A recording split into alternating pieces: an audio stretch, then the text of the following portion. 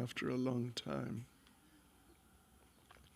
Please make yourself comfortable.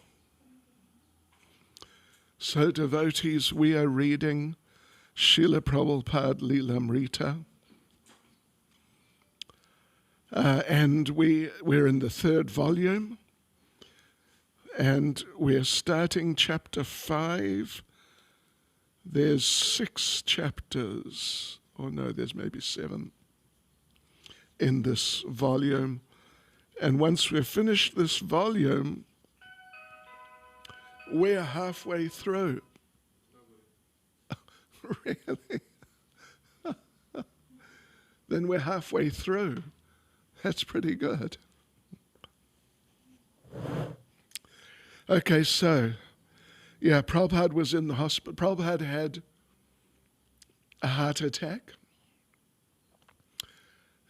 The doctor apparently said it was a mild heart attack, but even a mild heart attack is serious enough. So we read about Prabhupada's experience. I think it was 8 or 9 days in the hospital, and he was just super fried with how they were testing him and injecting him and taking blood and not treating him nicely. So eventually, Gargamuni, a disciple, Brahmananda's brother, just took him out of the hospital, just like that. And then Prabhupada went to a place on the beach near New York, but it was June, but still the weather was not warm enough, and Prabhupada wasn't comfortable. So, but then Prabhupada's health was improving, so he developed the desire to go to San Francisco because it would be a bit warmer than New York. So that's where we're at. Prabhupada's just about to leave for San Francisco. So chapter 5, Swamiji's departure. At the San Francisco airport, Prabhupada smiled, but said little as the devotees greeted him with flowers and kirtan. It was different this time. He walked straight ahead with the aid of a cane. Jayananda was waiting with his station wagon to drive Prabhupada to the private house they had rented north of the city at Stinson Beach. But first, Prabhupada said, he wanted to visit the San Francisco Radhakrishna Temple. Jayananda drove to 518 Frederick Street. This is in Haight-Ashbury, which at the time was the center of the hippie movement in the world, actually. There was a few 100,000 hippies there, living there, but in varying degrees of just, what would you say, decrepitude. What decrepitude, what's the literal meaning? Marie, do you know?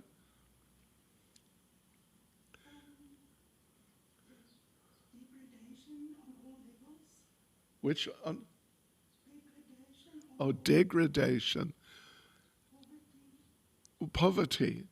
It's like it's poverty and, and it's a combination of poverty and degradation.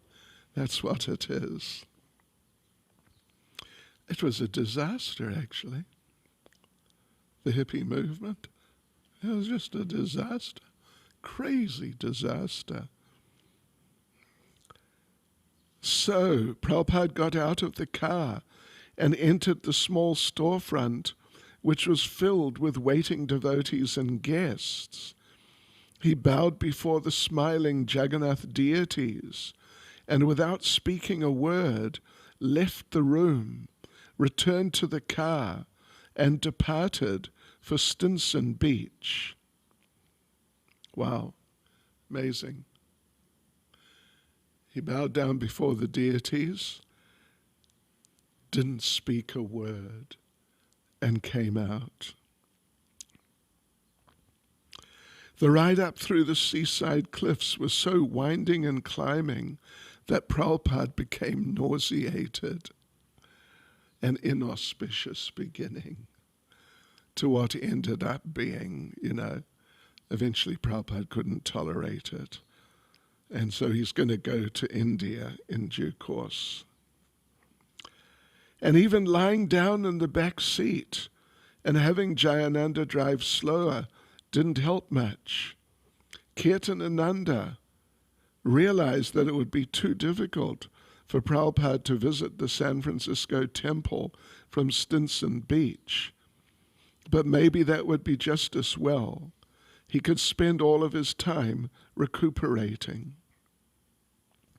It was a modern, single-story, 6-room house with a Japanese roof.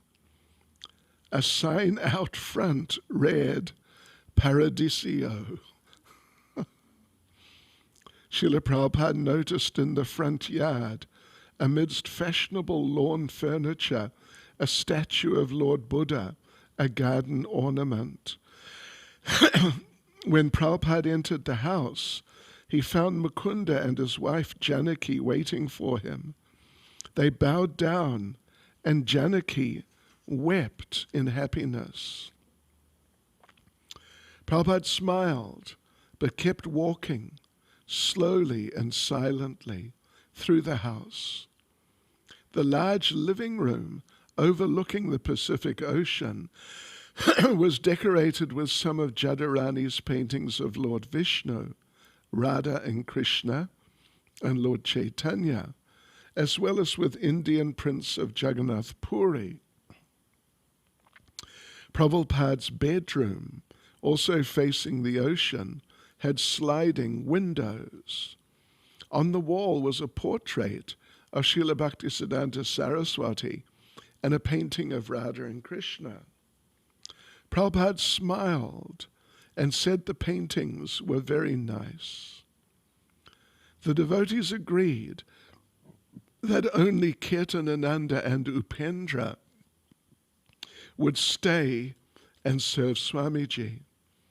They wanted Swamiji's stay to be peaceful so that his health could improve. That night, Srila Prabhupada felt pain in his heart and couldn't sleep. And he didn't rise early for translating. At 5 a.m., Kirtanananda came in and opened the window slightly so that Prabhupada could receive the soft ocean breeze. Prabhupada sat up in his bed chanting his japa and gazing at the feet of Lord Krishna and Srimati Radharani. A mountain range to the east blocked the morning sun.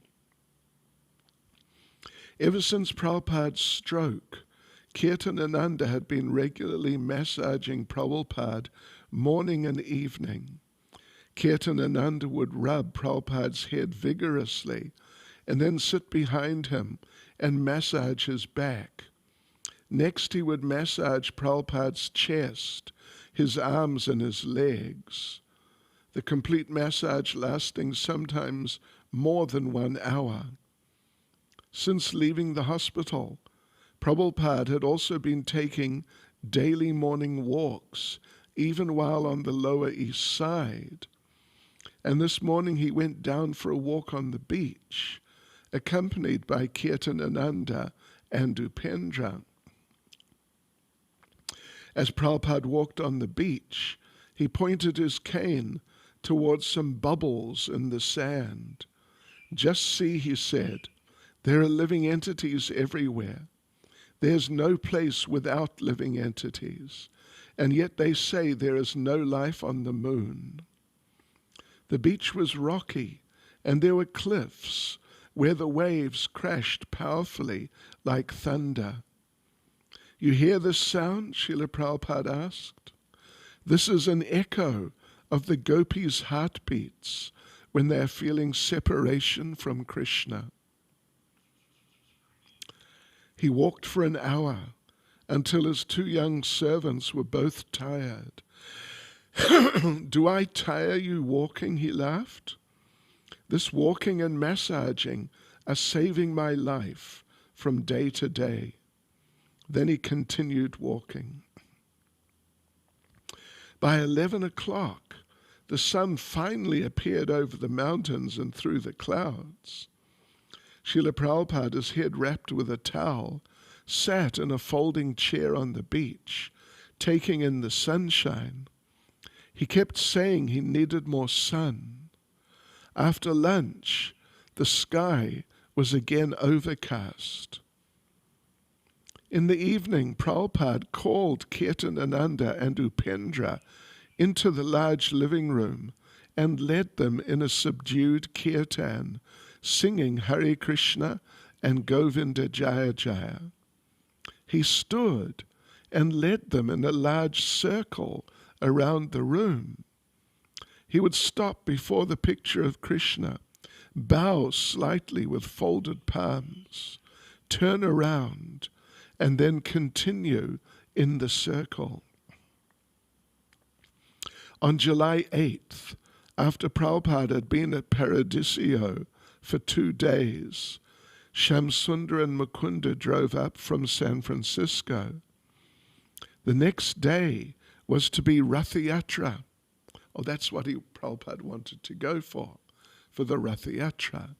That was at first Rathiatra in the Western world. Right. The next day was to be Rathiatra, and Shamsundar and Mukunda, the first devotees to visit Prabhupada since his arrival at Stinson Beach, told Prabhupada about all the festival preparations. Of course, the whole festival had been Prabhupada's idea, but the devotees in San Francisco were trying to do exactly as he had asked. Srila Prabhupada had first gotten the idea for the festival while looking out the window of his room above Frederick Street, noticing flatbed trucks passing below. He thought of putting Jagannath deities on the back of such a truck and conducting an American-style Rathiatra Festival. He had even sketched a truck with a 4-pillared canopy on the back and decorated with flags, bells, and flower garlands. And he had called in Shamsundar, "Make me this cart for Rathiatra." Now, ready and sitting outside the temple on Frederick Street was the cart, a yellow Hertz rental truck. Compliments of the diggers.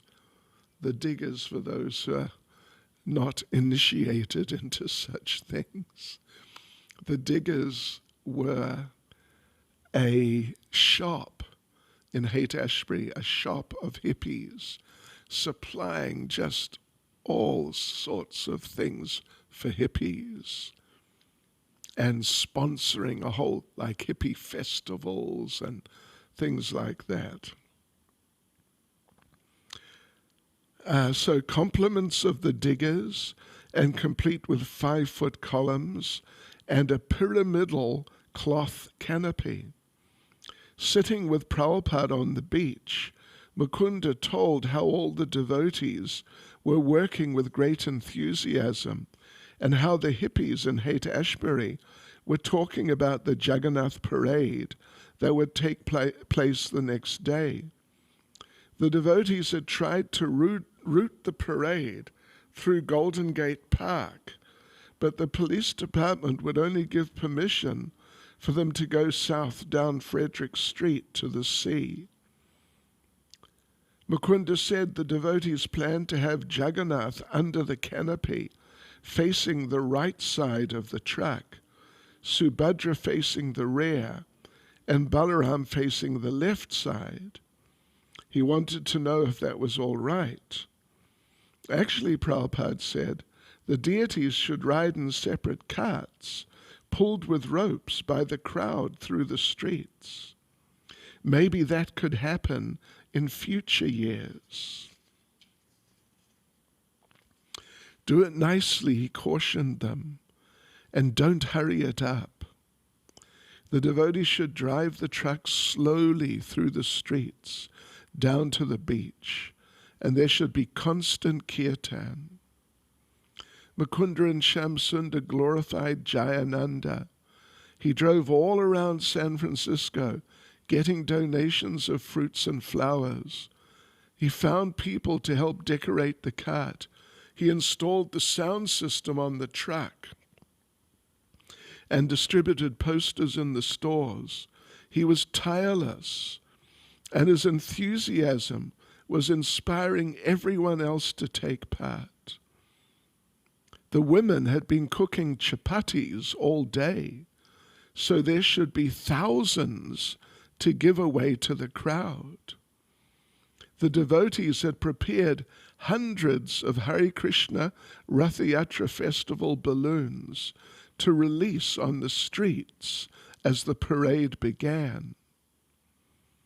When the devotees asked what else they should do, Prabhupada said that this was all: a procession, prasadam distribution, kirtan. The people should get a chance to see Lord Jagannath and chant Hare Krishna. There should be chanting and dancing in front of the cart throughout the procession. But do everything nicely, Prabhupada said. Do it as well as you can, and Lord Jagannath will be satisfied. The next day, in the quiet afternoon, Prabhupada was sitting in the living room, chanting on his beads. Upendra was with him, and Kirtanananda was in the kitchen cooking a feast. Suddenly, Prabhupada heard the familiar ringing of cymbals, and he became very happy, his eyes widening. Looking outside, he saw the Rathiatra truck with Lord Jagannath, Subhadra, and Balaram, and dozens of devotees and hippies eager to see him. He went out to greet them and had them bring the deities inside and set them on top of the upright piano. Devotees and guests followed, filling the large living room. Smiling, Prabhupada embraced some of the men, while others made obeisances at his feet. Some devotees helped Kirtanananda in the kitchen get ready to distribute the large feast he had prepared. Others reported on the success of the Rathiatra Festival. It was great. It was wonderful. It was a beautiful day, they said. And Prabhupada listened, moved by his disciples' description of the celebration. Many hippies had joined the large procession. Mukunda, Haridas, Hayagriva, and some of the women had been on the cart, and the instruments, including Yamuna, and the instruments, including Yamuna's playing on the harmonium, had all been amplified. Everyone in the streets had liked it. The police, motor escorts, had tried to hurry the devotees, but so many people had crowded in front that the parade had been obliged to go slowly, just as Swamiji had asked. Subal had danced wildly the whole time, and Jayananda had been jumping up and down, playing cartels. From the truck, some of the women had handed out cut oranges, apples, and bananas, and others had thrown flowers. The crowds had loved it. Shamsunda told how they'd been going up a steep hill. Shamsunda had been driving with his dog, Ralph, beside him on the front seat when the truck had stalled. Oh, Krishna. Because in San Francisco, they have really steep hills in the many steep hills. It's really, very steep. He had tried to start the engine but couldn't. Then the brakes wouldn't hold. The truck began rolling backward downhill. Finally, he had managed to stop. But when he had tried to go forward, the engine had stalled and the truck had rolled backwards again. He would get it started. The truck would go forward, then stall, then roll backwards. Everyone had been in anxiety. I remember, I forget, it may have been 73. But anyway, one of the early Rathiatras in London, it must have been 73. And, you probably don't know London, but just before you get to the main square, Trafalgar Square, where the sort of stage program happens, and it's a big open area, the big Rathiatra cart, the brakes failed, and it's going downhill on a street called the Haymarket, and slowly accelerating. And this one policeman, he was right next to the Rathiatra cart, and he saw that, now he has to walk faster to keep up with it. So one of the devotees was there, and just someone. And the policeman said, "Who's in charge here?" And the devotee said, "Krishna." Really? I was right next to them. No.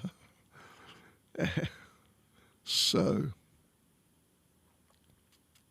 anyway, they got it under control somehow. At last the truck had started forward, and the procession had continued all the way to the beach. Srila Prabhupada smiled. It was a pastime of Lord Jagannath's, he said. The same thing had happened when Lord Chaitanya had attended Rathiatra in Jagannath Puri. Then also the cart had gotten stuck, and no one had been able to move it. The king of Orissa had brought forward the most powerful wrestlers to push the cart and pull on the ropes, but it wouldn't go. Even the elephants couldn't move it. Lord Chaitanya Mahaprabhu had then put his head against the cart at the back and pushed, and only then did the cart begin to move.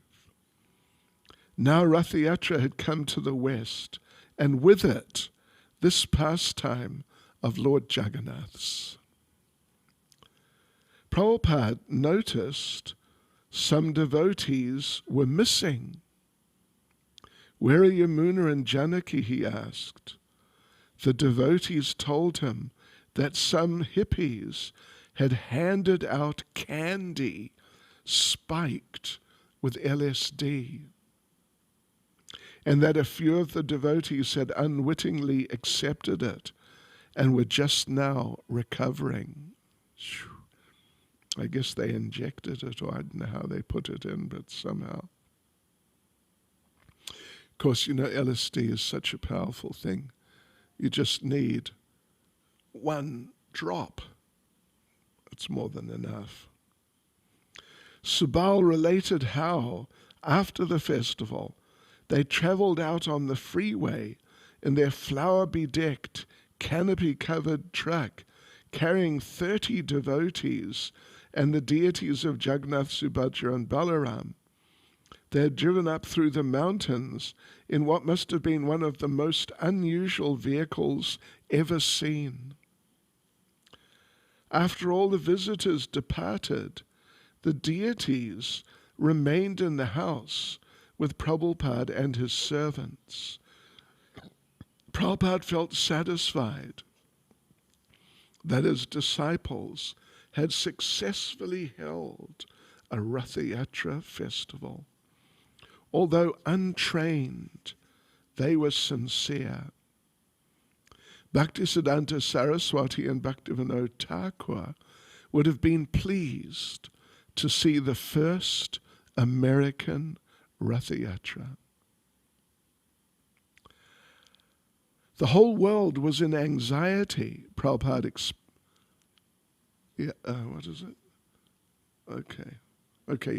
Prabhupada explained to the devotees gathered in his room that evening. Only in the spiritual world was there freedom from anxiety. Becoming free from all anxiety and returning to the spiritual world was the purpose of Krishna consciousness. And festivals like Rathiatra made people Krishna conscious. Prabhupada had many, many ideas for festivals. And if he had the money and the manpower, he said, he could have a festival every day. There was no limit to Krishna consciousness.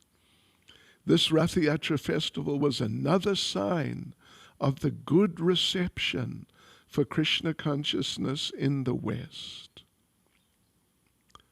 He wrote Brahmananda in New York. The house is situated in an exceptionally nice spot, and the house itself is aristocratic. So there's nothing to complain about the house and place. The only difficulty is that I cannot go to the temple on account of the zigzag course of the road and crossing the mountains. Anyway, the devotees are coming here, and the Rathiatra festival was just performed with great pomp. More than 500 people followed the procession to the beach, and there were about 24 cars. They distributed thousands of chapatis. It's a bit of an unusual choice. Just take a chapati. Anyway, it's prasadam. They distributed thousands of chapatis. And at last Sri Jagannath, Subhadra and Baladev kindly came here in our house and will stay here for 1 week and then return. Srila Prabhupada still talked of going to India. He had virtually made up his mind to go. The question now was when, and whether by the western route via Japan or the eastern route via New York.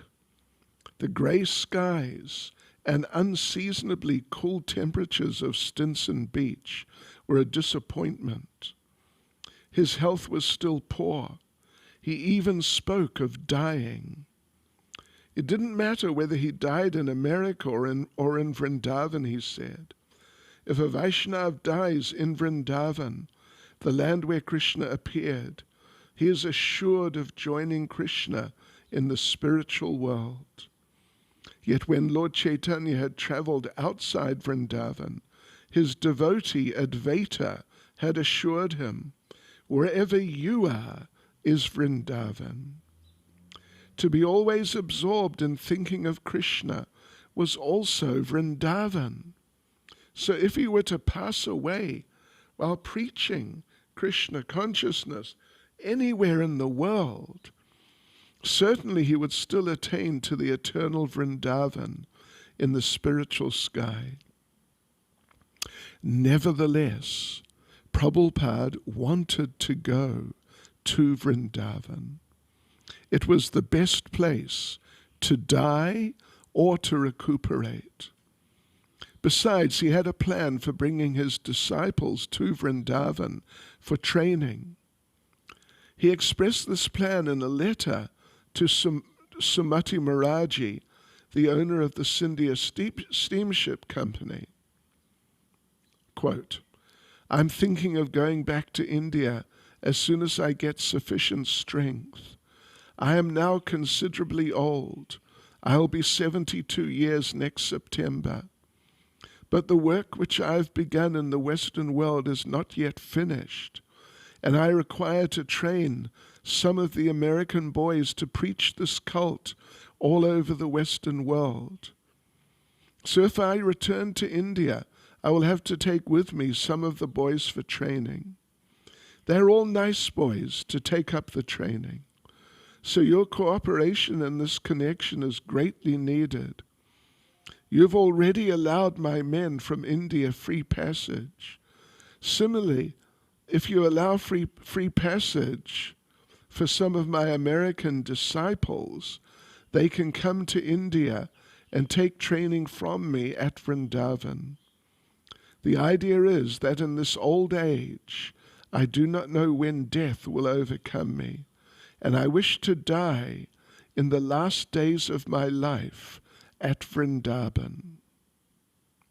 Unquote.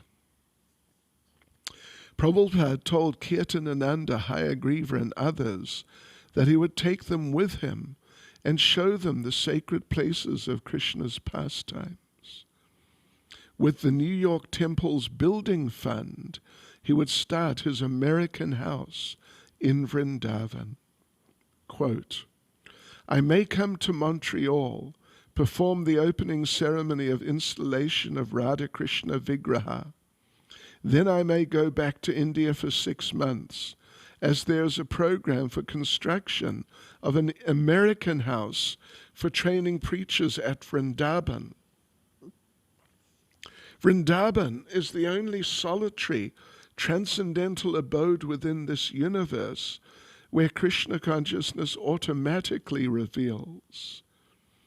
Therefore I have great hope to train some of my disciples for preaching work, even in my absence. I am now old man and attacked with serious disease. I may be overcome by death at any moment. Therefore I wish to leave some trained preachers so that they can do the work of Krishna consciousness in the Western world. That is my ambition.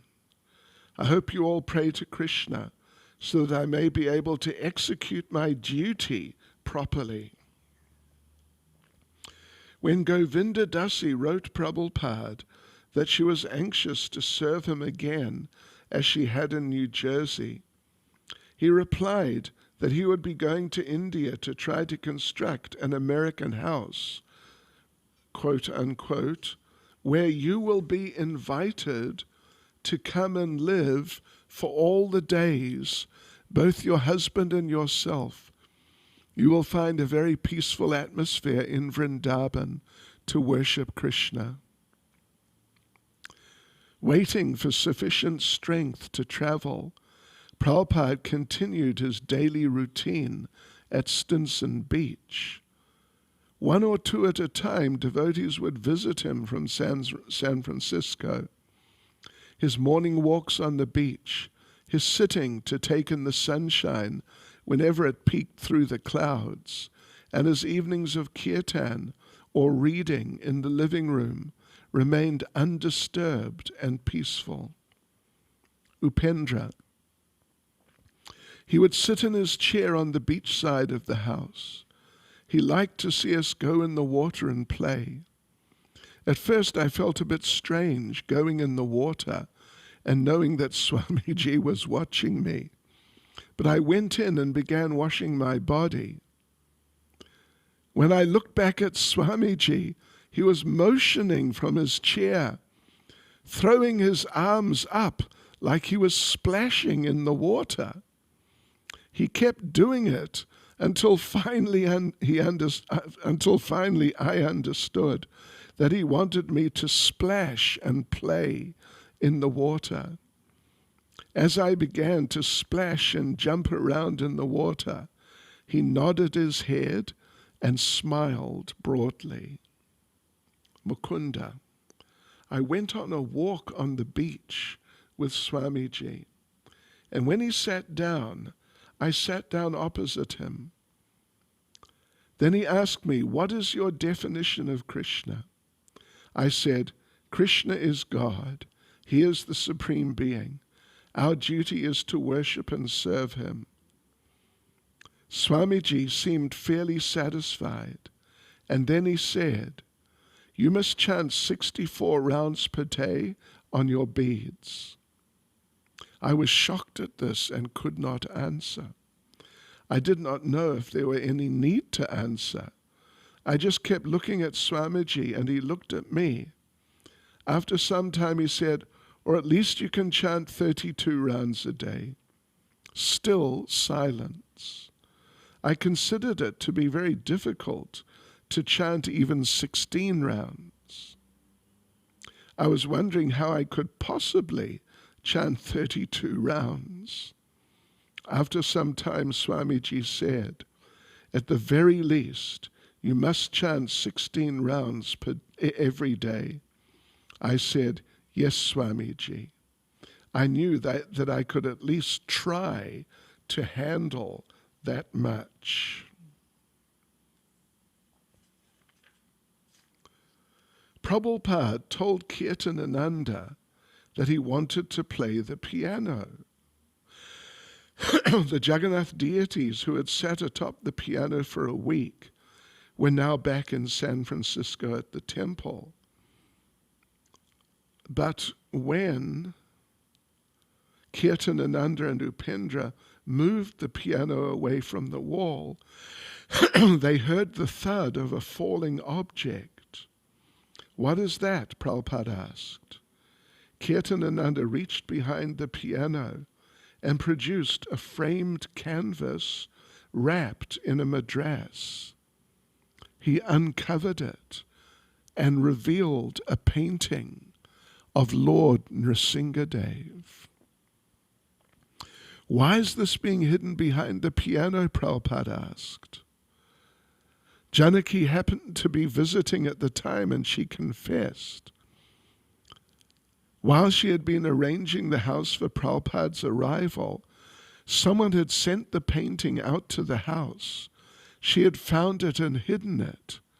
It was ghastly, she explained. Lord Nrsinga was tearing open Hiranyakashipu's abdomen, and there was blood everywhere. Patiently, Prabhupada explained that although materialistic people feel sorry for Hiranyakashipu, devotees become ecstatic when they see Nrsingadev tearing him apart. Hiranyakashipu, he said, had terrorized the whole universe and had usurped the throne of Indra, the king of heaven. Hiranyakashipu had even tortured his own 5-year-old son, Prahlad, a pure devotee of Lord Krishna. So there was nothing wrong in Lord Nrsinga's pastime. In fact, Hiranyakashipu, having been killed by the Lord, had been liberated. After directing the devotees to hang the picture on the wall, Srila Prabhupada sat down and played the piano. The devotees had seen Prabhupada beautifully play the Indian harmonium, his left hand pumping the bellows, his right hand fingering the keyboard, but never a piano. They weren't aware he knew how, but he expertly played the melodies of Indian bhajans. After about 5 minutes, he stopped.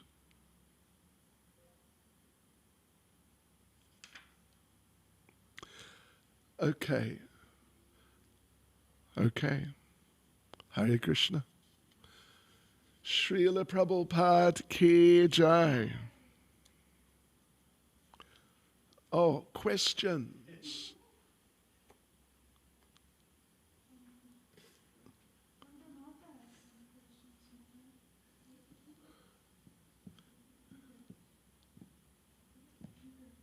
Oh yeah, you must use a mic.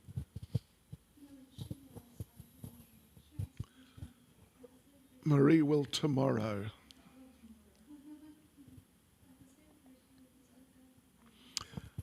Please ask a question if you're going to, yes. Maharaj, we were wondering, when the gopis appear in Mahaprabhu's pastime, what mood are they in?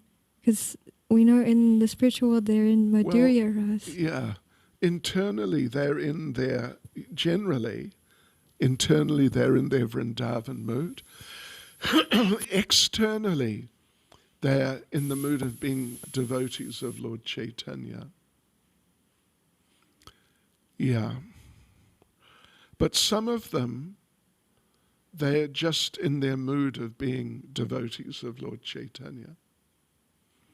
Particularly before the Mahaprakash Leela,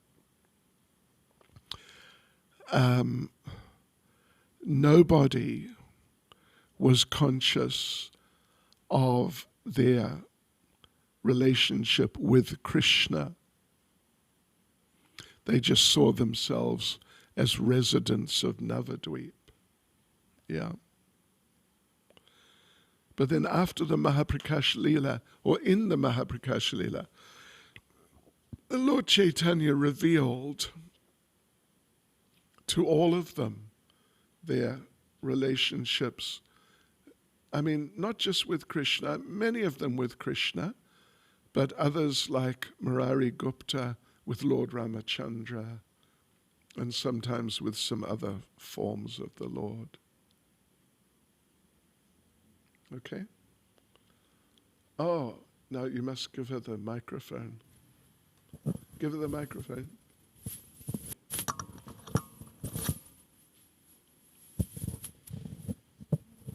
Hare Krishna Maharaj. Their relationship with Lord Chaitanya, would that be awe and reverence because he's the Yes. spiritual master? It's awe and reverence. Thank you. So the rasa is generally servitude. Yeah. Even like Rupa Goswami, Sanatana Goswami, these devotees, they're in a mood of dasya ras with Lord Chaitanya. Hare Krishna. Srila Prabhupada ki jai. Thank you for your association. Lakshmi Nath Prabhu. Stalwart.